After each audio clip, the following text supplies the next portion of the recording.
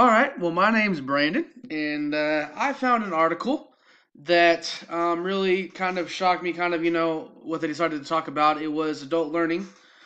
Obviously, it's right here. Adult learning principles and patient education. So basically, what it decided to talk about was how nurses deal with patients and how they teach them to recover faster and just be better patients in general. And the author incorporated adult learning into that. And so, because you know how basically people are adults no matter what, if they're learning, if they're not learning, if they're patients. So he integrated both, and it made a lot of sense. So let's continue with it. So basically, what we're going to have in here is adult learning theory, which talks about, we'll go through that. The power of three, which deals with like the medical field and things like that. And adult learning is integrated in that, and overcoming learning obstacles. I'm sorry if there's pop up to the right with Skype and stuff. I have other hobbies that I do, and so I have to be in contact with them. But I apologize for that. So I don't know how to turn that off. All right, so here we go. Basically, in the beginning, it talks about adult learning theory. It's the foundation of adult learning theory is the combination of two main ideas. I have not been able to say this word. Andragogy. I'm just thinking that's Latin, maybe, or it's an actual English word, but I can't really say it very well. And self-directed learning. Andragogy focuses on the basic principles of adults as learners. So basically, just how adults learn differently, pretty simple, and that's basically what that subject talks about. And then self-directed, which is that adults take responsibility for their own learning, through which they achieve a deeper understanding of themselves.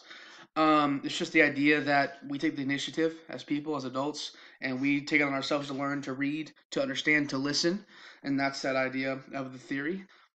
Here's some different facts and just pointers they had under it was adults have life experiences that can help with them when coming through a new education. Adults are internally motivated and problem driven. Adults expect the knowledge obtained to be immediately applicable, and adults are independent and responsible for the time, place, and method of learning.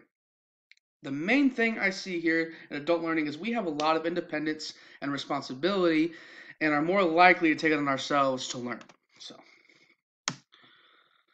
all right, so integrating out the power of the three, it basically said the power of three uses adult learning theory concepts that encourage self-directed learning, allowing patients to review the information when they're ready at their own pace. It also brought up how this deals with heart surgery. This deals with like knee replacement. There's just a lot of things. It was like wash. Uh, so there was three parts of the heart surgery that are like it's complicated, but basically the power of three, it's like finding the problem, doing it, and then once it's over, keep at it. So that, I mean that can be with anything. That can be with adult learning. That can you bring a subject for us to learn. You tell us, okay, this is what it is. We research, do our job, and then we apply it to our life.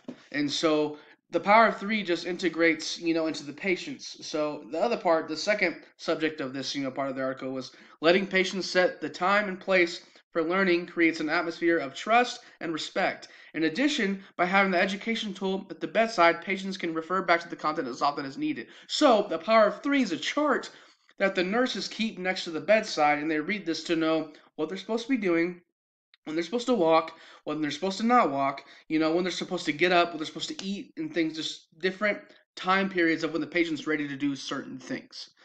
And they integrated that with, just adult learning. I thought that was really interesting. So, all right. And then, of course, with anything, overcoming learning obstacles. Um, the power of three addresses potential learning obstacles associated with health literacy and adult learning styles. Okay, so health literacy is defined as the capacity to obtain, process, and understand basic health information and services needed to make appropriate health decisions. Learning styles affect a patient's ability to comprehend information. Healthcare professionals need to recognize that people have different preferred learning styles, defined as the various ways and methods in which information is received, processed, and utilized. So they need to understand that different people learn differently. Health literacy, just the basic health information, services to make appropriate for health decisions. So that's their job, and learning styles is their job to know that certain people learn differently. And they just integrated all of this into the patient's mind and the nurses and the way they interact with them. And I thought this is very interesting. So I really enjoyed this article. There's the reference article. The author's name was Linta Sanchez. It was very interesting an enjoyable article. So thank you, and I appreciate everything you've done. And see you later.